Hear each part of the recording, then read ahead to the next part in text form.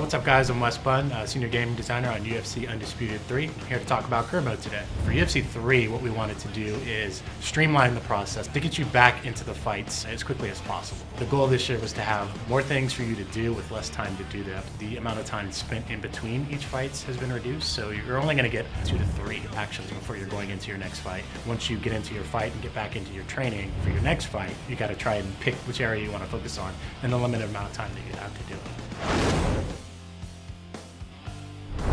For UFC 3, we wanted to actually tie you more into the brand, into the world and culture of MMA. So all the cutscenes that we've had in the past, they're all gone. This year, we included tons of real-life footage with some of today's top UFC fighters. We call this feature the Career Live Movies feature. So when you're going through career mode and say, for example, you get your first professional win, after the fight, you'll get a short little video with some UFC fighters talking about what it was like when they got their first win, your first loss, your first title shot, the first time you were training.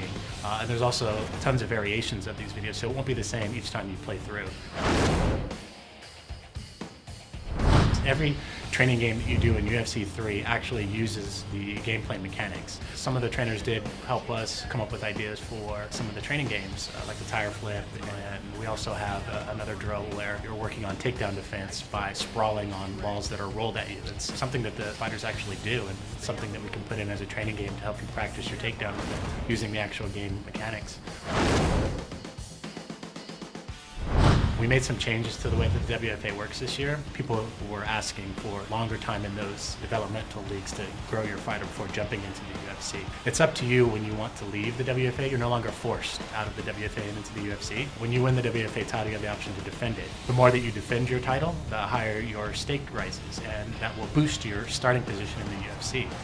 However, if you lose, the offers for the UFC will cease to come to you and you have to work your way back up. In UFC 3, the camp feature is really something I think fans will enjoy. There's 6 real-world camps that you train at this year. You'll actually go to their gym and train in those locations with those fighters to pick up moves. The moves that you learn at each camp this year are unique to each camp, so it makes the camps a little bit more special. Midway through your career, you have the opportunity to actually join and become a member of that camp. You'll get the logo. The trainer from that camp will actually become your trainer in the career mode, so you'll have Greg Jackson in your corner, something that we haven't done in the past. The actual progression of career mode itself is still the same. You'll start out on the Ultimate Fight nights and undercards of pay-per-views and things like that, trying to work your way up. Once you make it into the pay-per-view stage of your career, you'll start to get offers to actually go over to the Pride organization and compete in a Pride tournament. We didn't want it to be another organization so that you're choosing between spending your time in the UFC or Pride or WFA, so it's WFA, and then once you get to the UFC, it branches into Pride or UFC,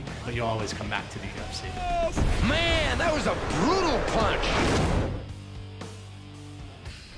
I think one of the big things that the fans are going to love about career mode this year is the ability to play career mode with an actual roster fighter. You can use any fighter on the roster that includes Pride fighters, so you can take any Pride fighter into a career and level up their stats and give them moves and rewrite history or make history the same as it was before with that fighter. It's up to you. And it's really cool because that fighter can also move up and down in weight as you're playing through the career. So you can take John Jones and move him up to heavyweight if you want. It's something the fans have been asking for, something that we wanted to do, and it's finally in UFC 3.